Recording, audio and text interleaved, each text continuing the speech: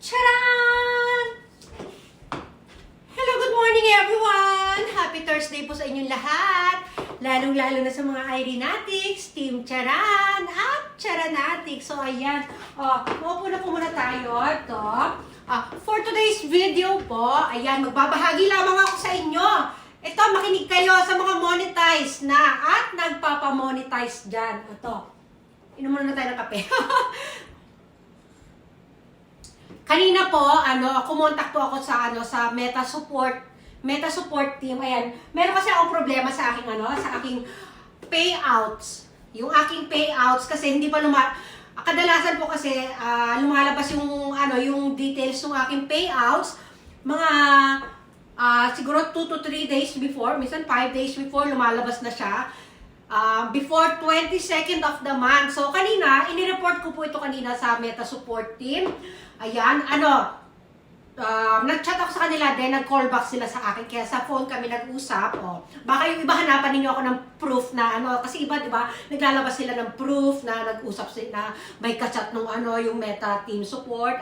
Yung sa akin po, call po ito. Opo, sa mga sa mga kumukontak sa Meta Team Support, hindi ko alam po sa lang po ito, sa merong Meta Verified badge or ang tawag doon yung blue badge yun. Hindi ko alam kung para lang to doon sa upang makakontak kayo ng direct sa Meta Support team mo. Ito, bumalik na tayo sa aking problema. Ang problema nga, na-resolve na yung aking problema. Pero nabigyan na nila ako ng kalinawan bakit hindi pa lumalabas. Pero inaayos na nila yung issue. Ngayon, ito pa, may isa pa akong problema na itinanong sa kanila. At tawag dito, ito yung pangatlo kong problema. Kasi tatlo yung problema ko ni-report. Yung pangalawa po ay tungkol dun sa aking reels na hindi ako makapag-remix. At ganun din po yung aking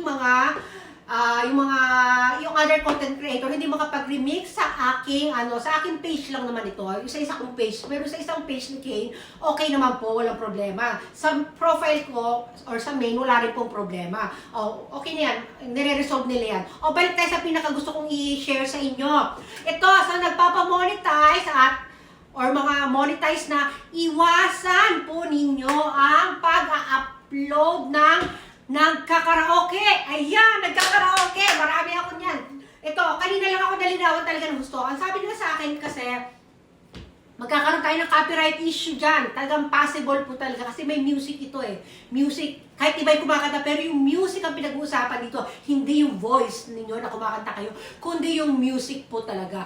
Ayan, ang sabi sa akin ng aking kausap ay, ayan, naputol kanina. Ay, sabi niya sa akin ay, mas maganda daw, i-delete ko na lang ito kasi ito ay talagang siguradong magkakaroon ng violation, diba? Kasi against the dahil makaka-copyright mo talaga yan dahil may music yan.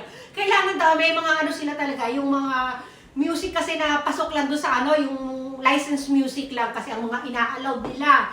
Ngayon, kung hindi pa kayo invited sa mga licensed music na yan, iwasan na po ninyo yan or i-delete nyo na. Ako nga, yung mga na-upload ko mga 3 days ago pa lang naman yung nag-karaoke ako. Pinag-delete ko na. Sinilip ko may mga earnings na pero naisip ko, paghihinayangan ko ito pero madidetect ito eh. Madidetect daw ito. Sinigurado sa akin, aking kausap na ito ay madidetect. Hindi man agad-agad, pero madidetect po talaga nila yan. Ayan ha. Kasi itinanong ko pa rin. Sabi ko, paano naman po yung mga ibang yung mga karaoke, nagka-karaoke na in-upload kong video, pero mga 5 years ago pa, 10 years ago pa, in-upload ko ito nung hindi pa ako, nagpo-professional mode. Sabi ganyan, pati din daw yun, madedetect. Hindi natin masasabi kung kailan yung panahon na madetect to. Minsan kasi, kung kailan dumami na yung views ninyo, saka pa ito na-detect, saka pa kayo nagkakaroon ng violation. Tapos ito, tawag dito, sabi niya ganyan, kasi sabi ko, paano yan, may earnings na ako. Mo na lang, siguro, pagka nakuha mo na yung, yung payout mo doon sa video na yon, saka mo na lang i-delete, sabi niya ganyan. Pero, mas kung gusto mong manatiling malinis ang iyong, ang iyong page, ay, ngayon pa lang i-delete mo na, wag mo, sabi niya gano'n sa akin, wag ko raw pang hinayangan. Tama naman po, kasi di ba, kung panghihinayangan natin ito, siyempre, stay natin yan dyan, i-delete ko next month pa, April ko pa i-delete. Dagdagan na naman yung views nito, di ba? Pero, yung palapit ng papalapit yung possibilities na ito ay madidetect na. Kasi ibig sabihin na dadagdagan ng views. Tapos syempre, may earnings na ito. Pag may mga ganyan na, maano na yan, ano na ng tawag doon, punahin na po yan. Mapupuna na yan kasi, syempre, ano na yan eh, nagkakaroon na ng, ano ba yung gusto ko sabihin? Basta yun, i-delete nyo na lang po. Di ba? Pero kung ayaw nyo na may delete, okay lang din. Ang sa akin lang, parang ano ko lang po, ina-advise ko lang kayo na mas maganda po, mag-ano lang tayo mga original audio natin. Pwede natin i-voice over o ganyan. Basta yung mga sarili natin boses ang gamitin natin. Alam niyo po ba guys, may mga napanood din ako na ultimo sariling boses ay nakaka-copyright ganyan. Kasi iba yung mga walang puso na nagki-claim na hindi naman kanila. Akala nila ikauulad nila ito. Pero hayaan na natin to. Dito lang tayo sa aking itinuturo sa inyo. Ayan. Hindi ko kayo pinupush ng 100% na push. Nasa inyo pa rin ang desisyon. Ang sa akin lang siya. Ayan. Kasi ako po, napag-isip-isip ko, tama nga naman in-advise niya sa akin na ngayon palang i-delete ko na. Kasi ilang araw pa lang naman eh.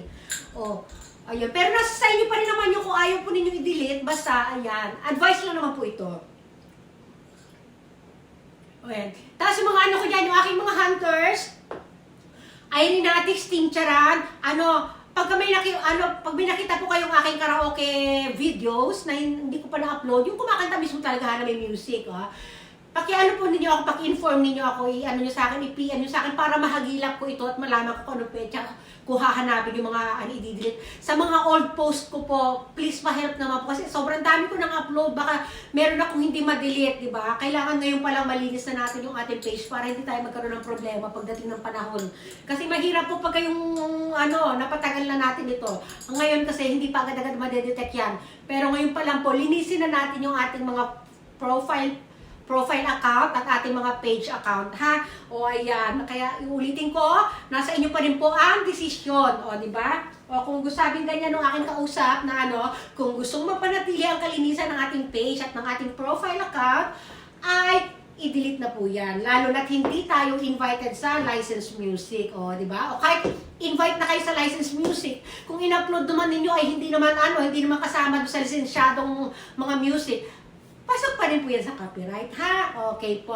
Sana po, may natutunan tayo. Hindi po ako magaling sa mga tutorial na ganyan. Ang sa akin na, isinishare ko lang po yung aking, experience mula doon sa aking kausap na galing din po ito sa Meta Support Team na isinangguni ko yung aking problema ukol sa aking page, di ba? Nasa sa inyo po yan. Bago tayo magtapos, kailangan ko na mag-flex. Simple lang yung aking kasuot, yan, di ba? Stomach in, chest out, puwet out. I-push ang bewang, i-pull ang balakang. Ano po yan? Light beige. Ay, ang bag ko pala, wala pa ito nakasaba. Lalapit natin aking sandal. Lalapit. Lalayo. Ayan din, Ang earrings ko, naka-gold lang po tayo. Diba? Ang ating tasa. Ito po natin tasa. Yung aking tasa ay may pa-flower lamang to. Light yung parang siyang alam nyo ba, parang blue-violet ang color nitong ko. Wala na kasi akong time maghalukay ng ng ka-color nito. Meron akong ganitong color, kaya lang tinamad ako eh. Kasi gusto ko na mag-video talaga. Lalapit ang ating hair, lalayo. Sige, hanggang dito na lamang po. Bye everyone! Tulungan niyo ako hanapin yung ating mga Irinatics, Tincturan. Hanapin natin yung aking mga nagka-karaoke videos. I-ano nyo sa akin para ma-delete ko na. Agad-agad. Thank you!